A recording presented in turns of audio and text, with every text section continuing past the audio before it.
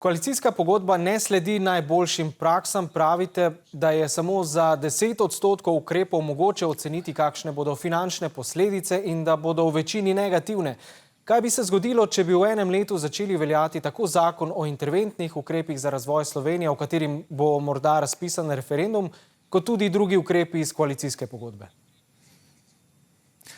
Kar se zakona tiče, treba vedeti, da je njegova usoda negotova, da je bil sprejet tudi predno je vlada bila oblikovana in da ga je zato treba vzeti bolj kot izraz politične volje nastajajoče koalicije kot pa operativnega načrta. Nekoliko drugačna je zgodba s koalicijsko pogodbo. Ta v resnici kaže voljo vladajoče koalicije oziroma strank, ki sestavljajo vlado in so se na tej koalicijski pogodbi poenotili s tem, da seveda ta koalicijska pogodba predvideva naloge, ki morajo biti izpolnjene zato, da bi torej predstavljal program vlade in koalicije. Vendar ob tem Fiskalni svet ugotavlja, da je ta koalicija prinaša tudi mnoga javnofinančna tveganja, kajti samo za 10% ukrepov je možno ugotoviti, kolikšni so njihovi javnofinančni učinki in ti so pretežno negativni. Nekaj malega ukrepov je možno še s posrednimi metodami kvantificirati. Velika večina te koalicijske pogodbe pa je bolj politična deklaracija kot pa načrt za delo.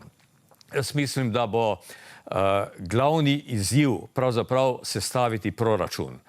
Kajti v proračunu morajo biti prihodki in odhodki oziroma izdatki usklajeni in zaradi tega bo to trenutek resnice in za načrte koalicije, kajti proračun bo zahteval, da se načrti uskladijo z realnimi možnostmi.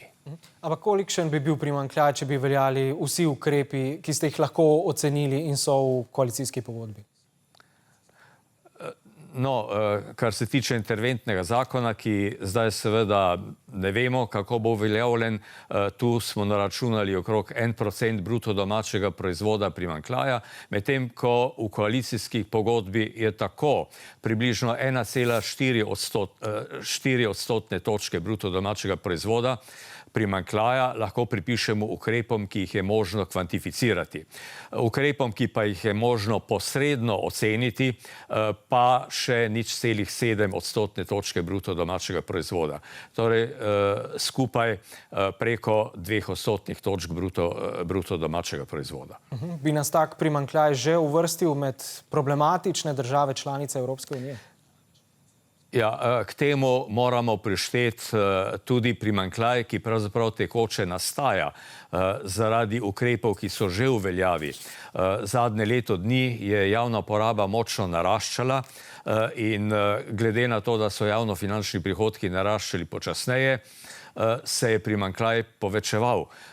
Prav tako so že v sam sistem vgrajeni mehanizmi, ki pospešujejo naraščanje javne porabe, torej strukturno slabšanje javnih financ. Zaradi tega bo seveda se treba resno spopasti, tako z dediščino, kot tudi z načrti in nastajajočim primanjkljajem in posledično tudi tveganjem za javni dolg. Zato seveda pričakujemo, da bo vlada resno pristopila k proračunskemu načrtovanju in tam pravzaprav bo jasno, kaj od načrtov je uresničljivo v okvirih znosnih, vzdržnih javnih financ. No, ampak včeraj ste se sestali s premierjem Janezom Janšo in pa ministrom za finance Andrejem Šircem.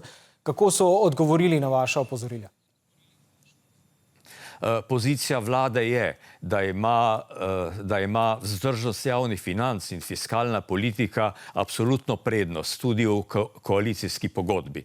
Medtem ko je Fiskalni svet opozoril na mnoga tveganja za javne finance, ki jih vsebuje koalicijska pogodba. Pa samo še to, v pripravi je, kot ste že omenili, rebalans proračuna. Je po vaše torej realno, da bi lahko imeli vse hkrati?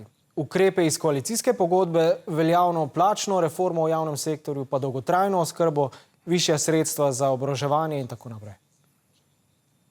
No, predvsem treba je uskladiti želje oziroma potrebe z možnostmi in to se običajno počne tako, da se postavijo prioritete, da se tudi postavi ustrezna časovnica in se nekateri ukrepi odložijo v prihodnost.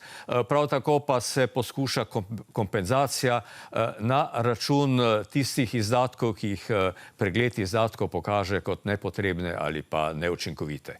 Morda samo še to, kje bi vi najprej zategnili pas?